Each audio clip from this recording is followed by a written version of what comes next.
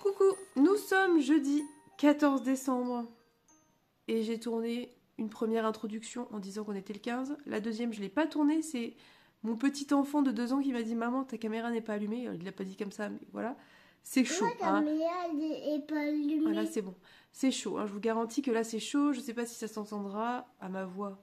J'ai le nez bouché, je suis malade. J'ai extrêmement mal dormi. La journée promet d'être incroyable. C'est la vie. Donc, Le 1. oui, le 1. On est le 14, donc je vais ouvrir le 14. C'est mieux. Je fais un déni sur le 14. Moi. Cette légende est un peu ma Madeleine de Proust. Je vous montre. Là. Et ben je vois pas. Qu'est-ce que c'est? C'est ça? 14. Madeleine de Proust. Qu'est-ce que c'est? Tu le vois? Oui. Je vois pas du tout. Mais après, des fois, il y a des trucs de ma wishlist qui sont là depuis soit longtemps, soit... Ça sera le premier que je vois pas ce que c'est. Je pense que tous les autres, je les ai trouvés. Oh! Oui, effectivement, j'avais pas la couverture. C'est quoi mon cas? Un livre. Un quoi? Un livre. Un livre. Tu me prêtes? Je vais montrer. Non, mais j'avais pas la couverture. Il faut pas chercher plus loin, j'avais pas la couverture.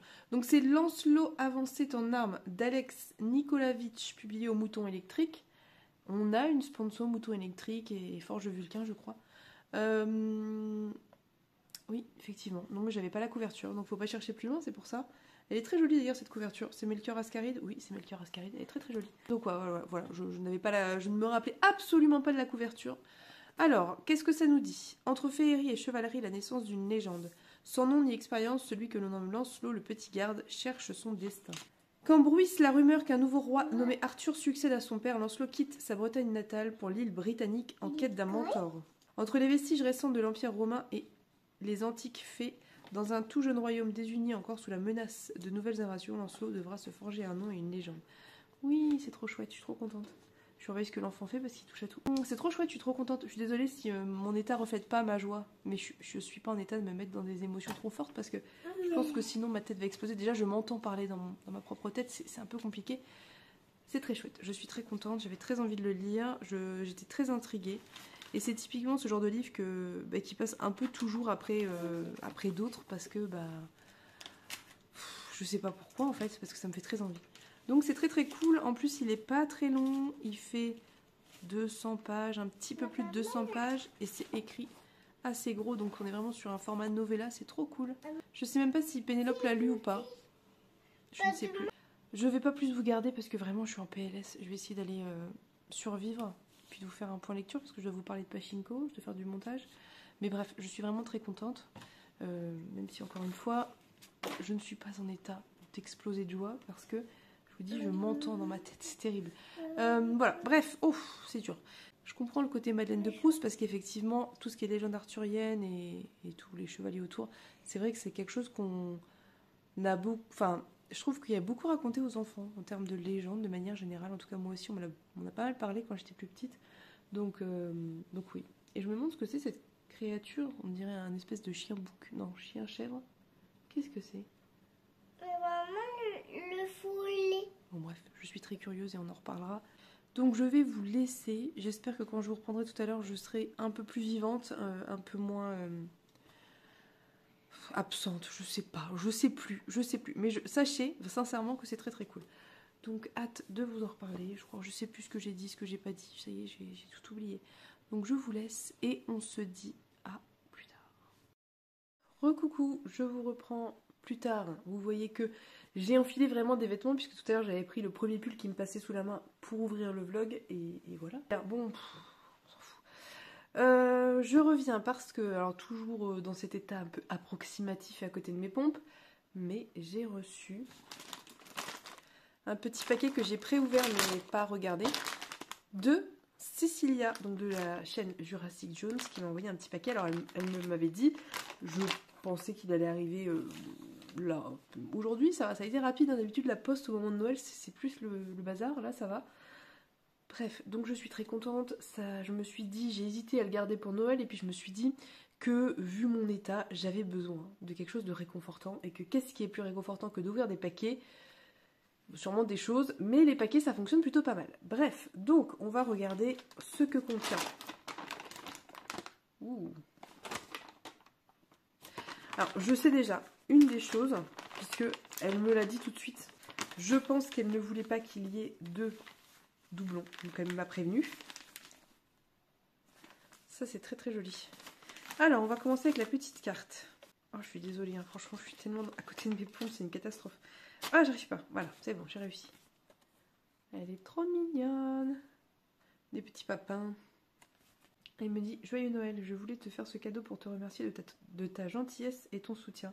J'espère que la lecture 2, et vous allez voir ce que c'est, je vous spoil pas, te comblera de bonheur, je ne vais pas encore le lire. Je t'ai mis quelques petites choses de papeterie avec des éléments qui m'ont fait penser à toi dans la collection. Encore merci pour ton amitié, plein de belles choses pour cette année 2024. Cécilia, trop choupette, trop mignonne. Elle est vraiment trop mignonne Cécilia. Et je pense que la réciproque est totalement vraie. Merci Cécilia pour ton soutien et ta présence au quotidien. Et nos échanges et nos LC et tout ça, bien évidemment. Alors je vais garder le gros à la fin. Comme ça, vous verrez ça à la fin. Moi, je sais ce que c'est parce que, comme je vous l'ai dit, on en a parlé. Je suis désolée si je renifle. Je vais essayer de ne pas renifler, hein, parce que c'est pas très poli. Et... le papier est très joli. Je pense que je vais le réutiliser. Oh. Alors, attendez, je vous montre. Oh, trop mignon. C'est des... ah, j'ai même pas regardé, j'ai vu juste... J'ai trouvé ça trop mignon. C'est des stickers pour faire des notes. C'est trop joli. C'est vraiment trop mignon. En plus, ça tombe bien puisque moi, je suis à court de stickers, notamment ceux-là. Mais c'est très chouette aussi, tous les formats. Parce que des fois, ça m'arrive. Alors voilà, je vous raconte ma vie, allons-y. Quand normalement, j'écris plutôt sur un carnet, ce que j'ai à noter. Mais parfois, notamment quand c'est des nouvelles, j'aime bien mettre des petits post-it comme ça à la fin de chaque nouvelle. Et après je les regroupe, mais bref, j'aime bien, ça me permet de faire au fur et à mesure en fait, et j'ai plus de mal à sortir un gros carnet que des petits post-it. C'est trop joli, c'est vraiment trop joli. J'aime beaucoup. Et oui, effectivement, c'est les vers et plantes, c'est très adapté. C'est très joli. Oh, il y a un petit, c'est quoi? Une petite, je vais dire une hirondelle, vous allez pas voir. Un moineau? Merci Cécilia. Je suis désolée si je parle pas fort encore une fois, mais je vous dis, je m'entends dans ma tête, c'est compliqué. C'est trop trop joli, merci Cécilia, et c'est toujours extrêmement utile. On va pas se mentir, les stickers, c'est toujours utile quand on fait de la lecture et qu'on aime bien prendre des notes de ces lectures, pour en reparler notamment. Ensuite, la petite trousse qui est vraiment très belle, et encore une fois, ça tombe très bien, puisque je n'ai plus de trousse. Ah, trop chouette. Trop trop chouette. Ah, ça va avec les stickers, enfin le motif va avec. C'est, je pense, des surligneurs du coup. Ouais, c'est des surligneurs. Ils sont trop, trop chouettes, trop mignons. Je pense que c'est différentes teintes de vert. Alors ça, si c'est pas incroyable. Ah, il y a du orange. Attendez, hein, je regarde, j'en profite quand même. Alors je pense qu'on a un vert. Ouais, on a un vert un peu comme vert Pénélope, moi j'appelle ça. On a un vert Pénélope là, et là on a un vert plus peut-être fluo. Enfin fluo, plus clair, ou voilà. Un violet et un orange plus clair. C'est trop chouette, encore une fois. Pareil, tout ce qui est stylo, je sais ce que je vous disais hier avec Pénélope qui m'a offert des stylos. Tout ce qui est stylo, surligneur, papeterie, j'en use à foison. Et je suis souvent à court. Et vraiment, la trousse est vraiment, vraiment trop belle. Et c'est trop bien parce que je la prendrai avec moi quand je pars, par exemple, en vacances. Je cherche toujours une trousse et j'en avais que des très grosses. Et j'en avais plus des petites. J'en avais une petite avant, je ne sais pas où elle est. Donc, j'ai l'impression qu'on n'est pas bien réglé en termes de lumière. Là, c'est jaune et là, c'est clair. Bon, bref. Du coup, je prendrai celle-ci maintenant parce qu'elle est vraiment trop, trop mignonne. J'aime beaucoup. Je suis très agrume. Voilà, si vous ne le saviez pas. J'adore les agrumes, je trouve ça très beau. Et enfin, on va ouvrir ceci. Qui est un petit peu, j'ai envie de dire, le clou du spectacle. Alors, oui et non. C'est surtout que je sais ce que c'est, que ça me réjouit énormément, puisque c'est quelque chose que j'ai extrêmement envie de lire, que je ne vais pas lire tout de suite, parce que là, on va finir l'année, mais rien que de savoir que je l'ai suffit à mon bonheur, vous voyez. Il y a des livres comme ça, vous savez que vous les avez, ça vous réjouit. Et ben lui en fait partie. Et c'est un très joli cadeau en plus. Il a été très bien protégé. C'est très chouette. Merci Cécilia, parce que c'est vrai que la poste... Bon bah voilà, il traite beaucoup de colis, donc ça vole un peu de partout. Je suis trop contente. C'est Murtag. Donc, oh, trop chouette, trop joli. Regardez ce qu'il y avait dedans. Oh, c'est trop joli. C'est très très beau, vraiment très très joli. Très chouette. Oh, des petits... Ah, mais il y en a plusieurs. Oh, mais il y en a plusieurs. Oh, alors, comment je débarque, hein. Vous m'excuserez. Alors après, il y a des petites plantes comme ça, trop mignonnes. Et là, on a avec des petites écritures, citations. C'est trop chouette. C'est trop joli. J'aime beaucoup. Ouais, les petites fleurs. C'est trop choupi ça. Trop mignon. Et donc, le fameux Murtag qui me fait de l'œil depuis un certain temps. J'avais très envie de le lire. Franchement, je suis désolée si je parle pas fort, je vous jure, je m'entends dans ma tête, c'est une catastrophe. J'ai très très envie de le lire, vraiment très envie de le lire. Il faut savoir qu'en fait, les Eragon, je les ai lus une première fois. J'ai lu les versions de ma mère, qu'elle avait achetées quand j'étais peut-être pré-ado. Ensuite, il y a quelques années, je les ai empruntés en médiathèque quand j'étais à Paris et je les ai relus, tous. Et en fait, je ne les ai pas. Voilà, je n'ai aucun Eragon. C'est terrible. Et j'attends depuis des années qu'ils soient réédités dans des éditions enfin, classiques ou pas d'ailleurs, mais c'est vrai qu'elles sont très jolies. Moi, j'aime beaucoup ce jaspage écaille de dragon. Et là, c'est le cas. Donc, je pense que je vais me les procurer tranquillement au fur et à mesure. Je ne suis pas pressée non plus. Mais quand on en avait parlé avec Cécilia, c'était Murtag que je voulais le plus, puisque bah, du coup, c'est celui que j'ai pas lu. Donc, à la limite, je préfère d'abord lire celui que j'ai pas lu. J'ai vraiment très très hâte, très hâte de le lire. Il est de toute beauté. On a une carte au début avec un effet plié comme ça vieilli. C'est trop chouette. Trop hâte. Merci Cécilia. Franchement, tout est trop chouette. C'est tellement gentil et attentionné et ça me fait trop plaisir. Tout me fait trop plaisir. Je vais mettre la petite carte bien précieusement avec dans ma petite boîte à cartes, puisque j'ai une petite boîte à cartes. D'ailleurs, je crois que j'en ai déjà une de Cécilia, de petites cartes. Donc je vais mettre cette petite carte avec ces copines petites cartes que m'envoient toutes mes copines et qui me font trop plaisir et que je suis très heureuse de garder. Et merci pour tout ça. Tout est très bien choisi, tout est très joli. Et vraiment, je suis trop contente. C'est vraiment trop mignon. Donc je suis très contente. J'ai eu un cadeau de Noël en avance. Bah, j'en ai pas eu qu'un en fait, j'en ai eu un autre aujourd'hui, mais on en reparlera plus tard. Mais j'ai eu un cadeau de Noël en avance d'une de mes super copines des réseaux sociaux. Et du coup, Cécilia, bah encore, merci beaucoup pour ton attention, pour ta gentillesse, pour ta présence et pour tout. Et j'espère que la prochaine fois que je passerai à Paris, on réussira à se voir. Donc voilà, encore merci. Je suis trop contente et trop touchée. Voilà, je vais vous laisser pour ce petit plan parce que je dois aller remercier Cécilia pour commencer. Et puis je vais essayer d'aller ensuite lire, hein, parce que j'ai pas encore lu aujourd'hui et qu'il est genre 12h30 ou 45. Oui, bah écoutez, hein, j'ai envie de vous dire, j'ai le cerveau dans la brume. Mais bon, ça n'empêche pas que j'ai des trucs à lire. Donc je vais essayer d'aller lire, sinon j'écouterai Magic Charlie en audio si j'arrive pas à me concentrer sur la lecture. Et puis peut-être que je vais juste m'endormir. Et puis ça sera très bien aussi parce que vraiment aujourd'hui, j'en ai jusque là, j'ai l'impression de la brume et du brouillard et tout ce que vous voulez. Bref, je vous laisse, on se dit à plus tard. Coucou, on se retrouve, c'est le soir, je pense pas filmer grand chose aujourd'hui parce que vous savez pourquoi, je suis capoute. Donc j'ai pas beaucoup lu non plus, j'ai un petit peu avancé Qui a peur de la mort de Neddy Okorafor, j'en suis au chapitre 24, mais je vais arrêter pour ce soir, bien que Marion soit en train de continuer, mais je suis plus en état là. Mon cerveau ne fonctionne plus, donc j'en suis à la page 197 sur un petit peu moins de 500, donc il me reste 300 pages, voilà. Ce qui est plutôt pas mal, ça se lit vraiment très bien. Alors dans la mesure où on supporte tous les trigger warnings qu'il contient, ça se lit vraiment très bien. C'est hyper intéressant, ça aborde énormément de thématiques. Ça aborde beaucoup de choses complexes, dures et violentes. Ça parle aussi bien de sexisme, de patriarcat, de misogynie que de violence en tout genre, que d'esclavagisme, enfin ça parle de beaucoup de choses, et en même temps, à côté de ça, il y a tout l'aspect magique qui est hyper intéressant et qui commence à se développer de plus en plus au fur et à mesure, et qui est très très chouette, vraiment très très chouette.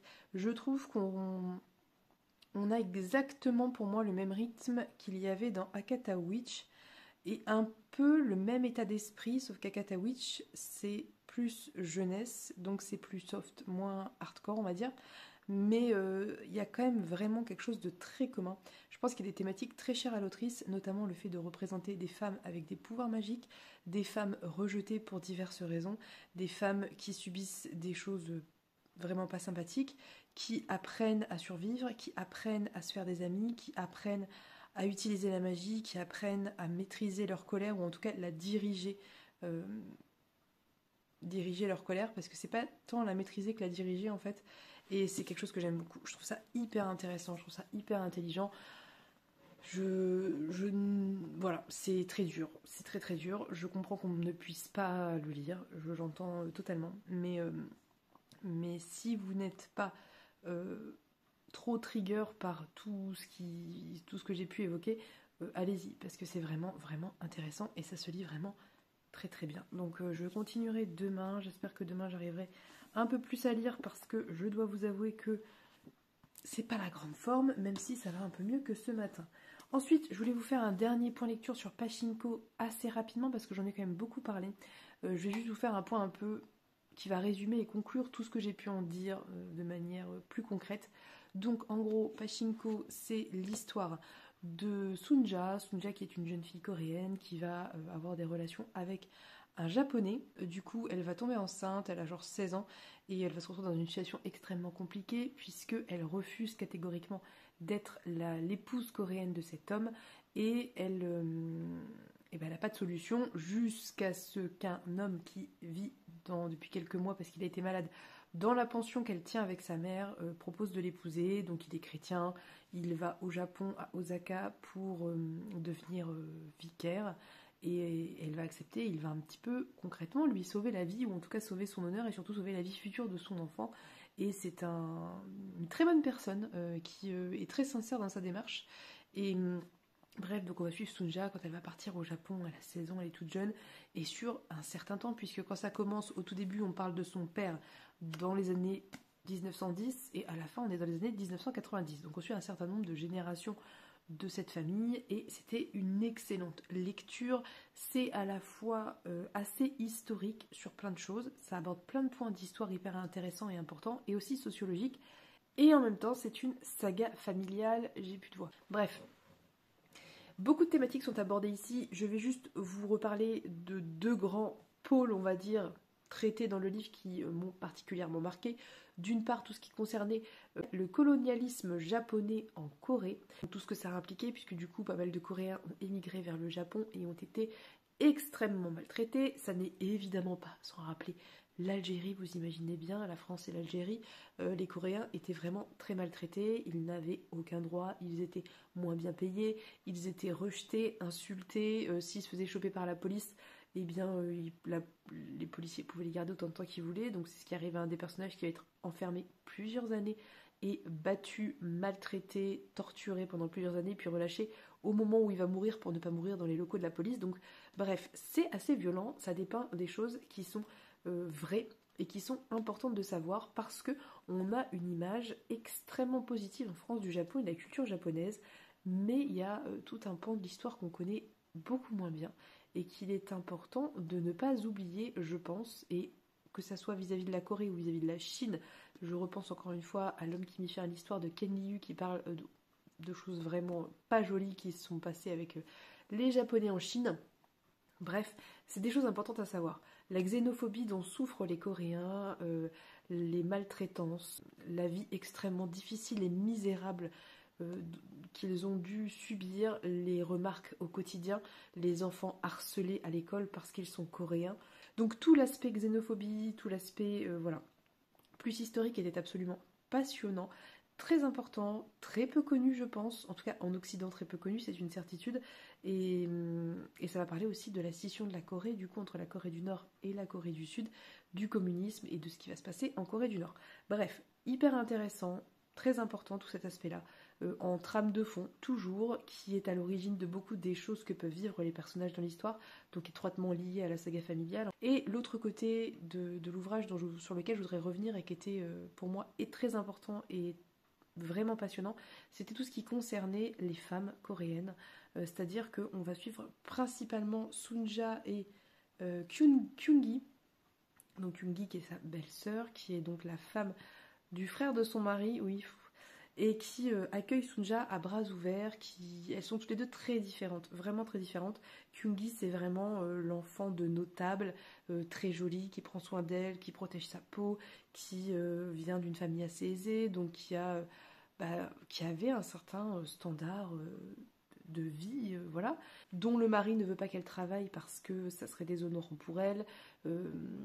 Bref, qui pourrait être en fait une personne qui se plaint, qui n'est pas heureuse, qui rejette sa belle-sœur, qui, quant à elle, est plutôt une enfant de pauvre, qui a travaillé depuis qu'elle est petite, qui a des parents qui ont travaillé, une mère qui a travaillé, qui est beaucoup moins dans les critères de beauté coréens qu'elle-même.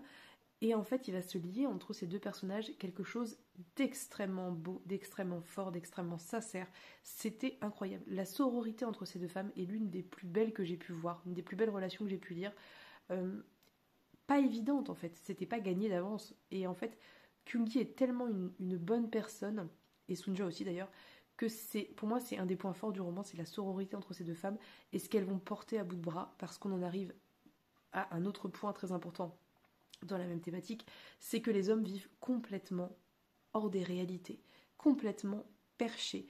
Que ça soit Yoseb, donc le beau-frère de Sunja, ou même son mari Isaac, ils vivent dans un monde qui n'est pas réel en fait, c'est-à-dire que leur monde est pétri par les honneurs, par la religion, par des choses en fait très peu concrètes, et c'est ces deux femmes qui vont porter tout à bout de bras, qui vont être parfois très maltraitées par Yoseb, qui n'accepte pas qu'elles fassent ce qu'elles font pour essayer de sauver la famille, pour essayer de nourrir la famille, qui lui reste buté dans ses idées de bourgeois coréen, sauf que ça n'est plus ce qu'il est, concrètement, depuis qu'il est au Japon.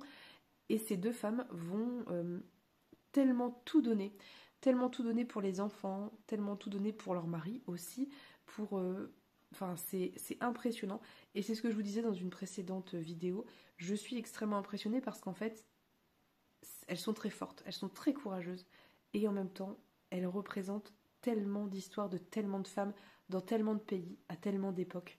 C'est-à-dire qu'elles prennent sur elles font ce qu'elles peuvent pour ne pas désobéir, entre guillemets, aux hommes de la famille, et en même temps, pour s'en sortir, nourrir les enfants, se nourrir, avoir un toit sur leur tête, vivre dans des conditions décentes, et elles se sacrifient constamment. Et en même temps, paradoxalement, à tout cet aspect vraiment quand même d'une grande misère, d'une vie très difficile, elles ont plein de beaux moments. Il y a plein de moments où elles sont heureuses, où elles vivent des belles choses, et elles arrivent à tirer du bonheur de ces instants-là, quoi. Elles sont pas aigries par la vie, elles sont pas, comment vous dire, elles n'en veulent pas, elles sont plus dans le pardon qu'autre chose, et dans la compréhension et l'acceptation de ce qu'est leur société. Alors l'acceptation pas toujours, mais en tout cas voilà, elles jouent avec les règles du jeu, et elles arrivent à avoir des beaux moments de vie aussi en fait. Et j'ai trouvé ça hyper beau, hyper fort, et surtout pour moi ça se transcende à la fin, parce que finalement au fil des années et des dizaines d'années qui vont s'écouler, la société va forcément évoluer, la société va changer, et à plein niveau, puisque ça finit dans les années 90, donc vraiment vous imaginez bien qu'entre le début dans les années je sais plus en combien elle arrive au Japon, mais 30 avant la guerre, quelque chose comme ça, et à la fin quand le livre se termine dans les années 90, les mœurs ont énormément changé, notamment chez les jeunes, et jamais elles ne vont être jugeantes, méchantes avec des personnages plus jeunes qui font des choix que jamais elles n'auraient fait, qu'elles n'approuvent pas, qui sont des choses, je pense, pour elles condamnables d'un point de vue moral et éthique, mais jamais elles vont être dans le jugement. Et je pense notamment à un personnage qui va faire des choix de vie qui sont ce qu'ils sont, mais qui vont l'amener à être très malade, et vraiment c'est très compliqué, et elles vont être, alors qu'elles sont même pas de la famille de cette personne, elles vont être là pour lui tenir la main et pour la soutenir dans ces épreuves hyper difficiles, sans la juger, quoi. Et alors, je sais que ça a un côté peut-être très idéalisé, mais c'est hyper important de montrer ça et de montrer des belles histoires de sororité, de montrer ce soutien entre les femmes, de montrer cette acceptation des autres, cette envie d'être quelqu'un de bon pour les autres, et c'est vraiment quelque chose que j'ai adoré. Somme toute, mis à part peut-être un ou deux personnages masculins, tous les hommes sont pas franchement fut-fut, hein. Au mieux ils sont gentils, au pire c'est des salopards. Tous les hommes vivent dans leur conception de la vie qui est complètement hors du temps, qui est soit dans le contrôle des femmes, soit dans la maîtrise de voilà, la volonté d'argent, etc. Mais toujours dans le besoin de manipuler et contrôler. Et les femmes sont tellement au-dessus de ça et c'était tellement incroyable. Bref, j'ai vraiment beaucoup aimé ce livre.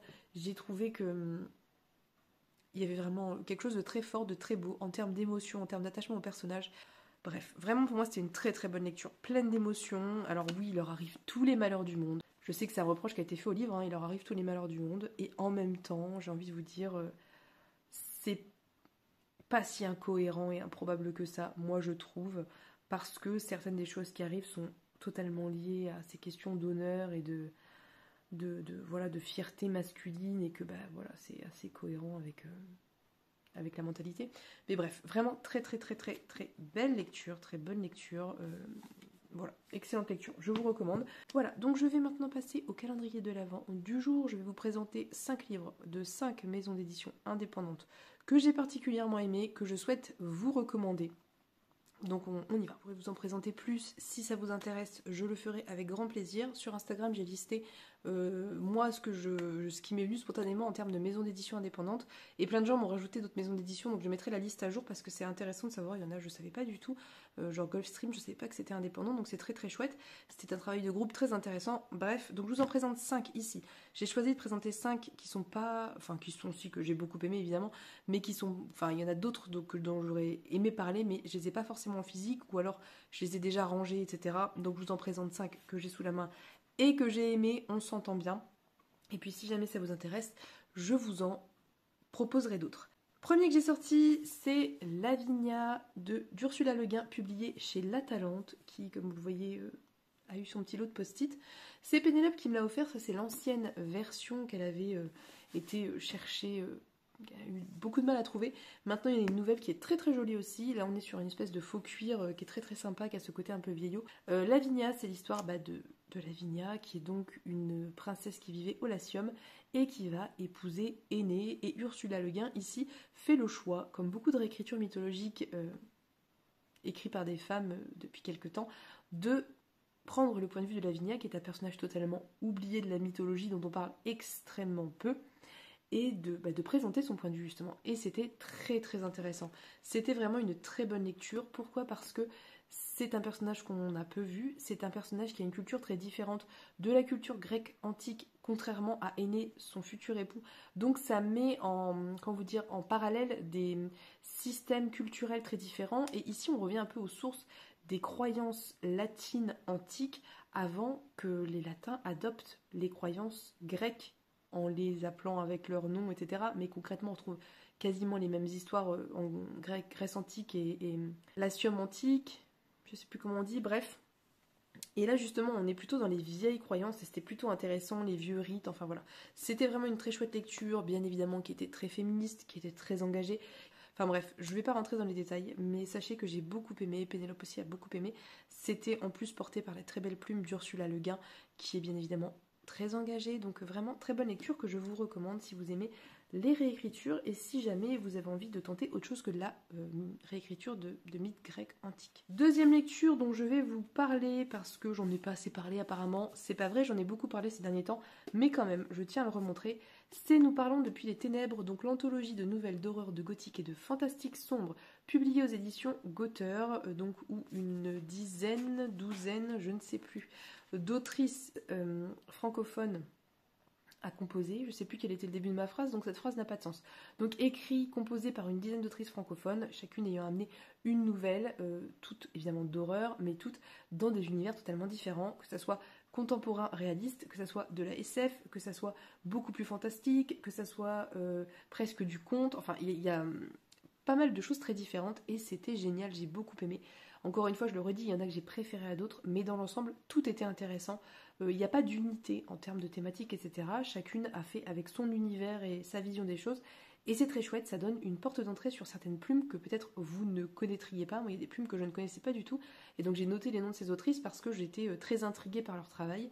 La préface d'Estelle Faye est de très grande qualité, c'était absolument génial. Donc pour moi, ça vraiment, c'est une petite pépite. Si vous aimez l'horreur, le gothique, le fantastique, les trucs un peu flippants, un peu dégoûtants aussi, ça peut vraiment vous plaire. Et encore une fois, pour moi, une initiative à valoriser et encourager. Troisième livre que je vais vous montrer, c'est un tome 2 parce que le tome 1, figurez-vous que je crois que je l'ai déjà rangé en carton, parce que si vous n'êtes pas au courant, je prépare tranquillement mon futur déménagement, même si c'est dans quelques mois, mais du coup tous les livres qui sont, voilà, que je vais pas relire dans l'immédiat, je les mets déjà en carton et je les range et je les stocke chez ma mère à l'abri d'un déménagement qui pourrait les abîmer. Bref, je m'égare, mais du coup le tome 1 c'est L'Aube d'Octavia Butler, ça c'est le tome 2, l'initiation que m'a envoyé la maison d'édition, donc c'est Au Diable Vauvert, et c'était une excellente lecture. J'aurais pu de la même façon vous présenter la parabole du semeur, mais lui aussi est en carton, donc je n'ai que le tome 2, La parabole des talents d'Octavia Butler également. L'Aube, c'est une saga de SF écrite par Octavia Butler, qui était donc une autrice noire américaine très très engagée sur beaucoup de thématiques, que ce soit sur ses choix de genre, les genres dans lesquels elle a choisi de s'illustrer et d'écrire, que ce soit sur les thématiques aussi autour de l'esclavagisme, du racisme, de la mémoire, du colonialisme et de toutes ces choses hyper importantes et essentielles, je pense. Et vraiment, c'est une très très chouette saga. C'est assez perché, L'Aube, dans la mesure où on est avec une humanité déclinante, mourante, qui va être sauvée par des aliens et qui vont en fait réhabiliter la Terre en mettant les humains en stase pendant vraiment très très longtemps. Et quand ils vont les réveiller, ils vont en gros expliquer très gentiment à une humaine en plus en l'occurrence qui va devoir se charger après de le dire aux autres entre guillemets, qu'ils espèrent conclure un marché. Donc en gros c'est la Terre et la vie sur Terre contre du matériel génétique. Je ne vous en dirai pas plus. Sachez que sous couvert de SF, sous couvert de fiction, ça parle de toutes les thématiques que j'ai évoquées précédemment. C'est riche, c'est intelligent, c'est intéressant, c'est dur aussi, et on ajoute à toutes ces thématiques très centrées autour du colonialisme, comme vous pouvez vous l'imaginer, des thématiques aussi autour du sexisme qui existe encore dans l'humanité. Bref, très très très très bonne lecture, très dure mais très intéressante.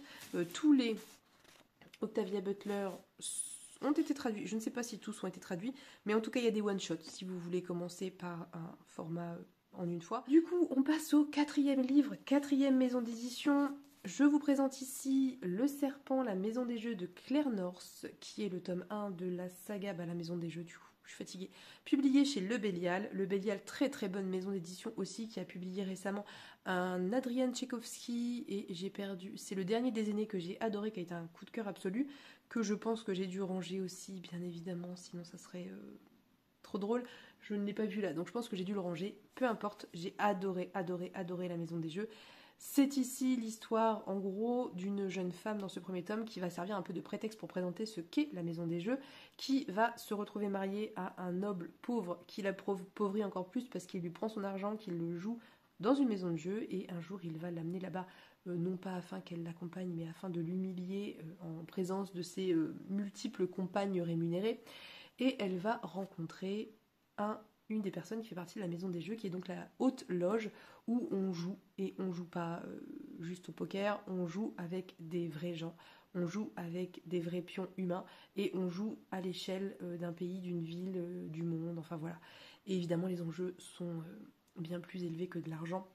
C'était génial, j'ai adoré, la fin a été très très bonne.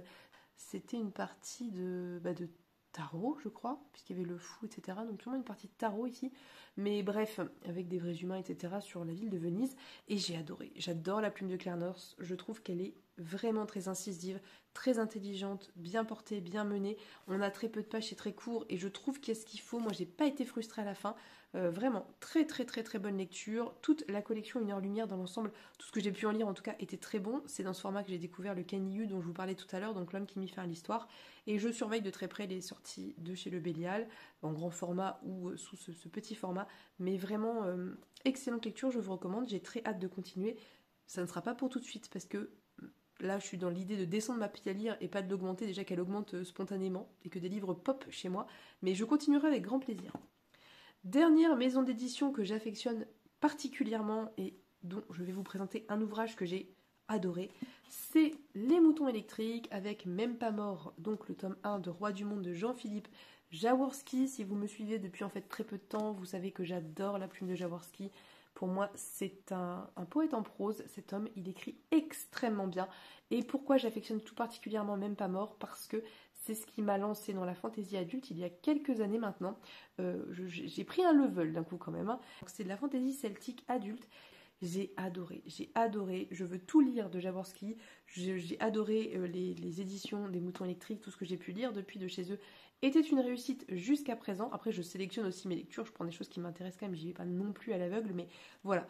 Même pas mort, ça raconte l'histoire de ce jeune prince Bélovèze, fils de Sacrovèze, et en fait Sacrovèze va être évincé par son frère, et Bélovèze et son petit frère vont être envoyés en exil avec leur mère, bien évidemment. Vous imaginez bien que le tonton n'a pas envie d'avoir les petits princes dans les jambes, et ce qui se passe, c'est qu'une fois qu'ils arrivent à l'âge adolescent adulte, il va les rappeler pour les envoyer à la guerre, histoire de se débarrasser de mine de rien, sauf que manque de peau, Bélovèze qui aurait dû mourir ne meurt pas, d'où le titre Même pas mort, et c'était génial, j'ai adoré, j'ai lu le tome 1 et 2, je n'ai pas continué pour le moment, mais je souhaite vivement reprendre, et je vous avoue que je pense, parce que je les ai en audiobook, réécouter le 1 et le 2, et enchaîner avec le 3. Donc voilà, j'ai adoré, vraiment, très très très bon ouvrage, très belle. Voilà, je vous ai présenté 5 livres de 5 maisons d'édition indépendantes, il y en a plein d'autres, évidemment, j'ai noté beaucoup de maisons d'édition, je referai demain voilà, je renoterai tout ce qu'on m'a donné comme nom de maison d'édition à côté desquels je suis passée ou que j'ai oublié, et je remettrai ça sur Instagram en story permanente si jamais ça vous intéresse, parce que je trouve ça bien de savoir quand on est sur un gros groupe ou quand on est sur de l'indé. Voilà. Sur ce, je vais maintenant vous laisser parce que, encore une fois, j'ai beaucoup trop parlé alors que j'ai un début de migraine qui monte et que vraiment la lumière dans les yeux ne me rend pas du tout service. Donc je vous souhaite une très très belle journée, je vous souhaite plein de bonnes lectures, je vous fais de gros bisous et on se dit à demain pour un nouveau Vlogmas. Bye bye.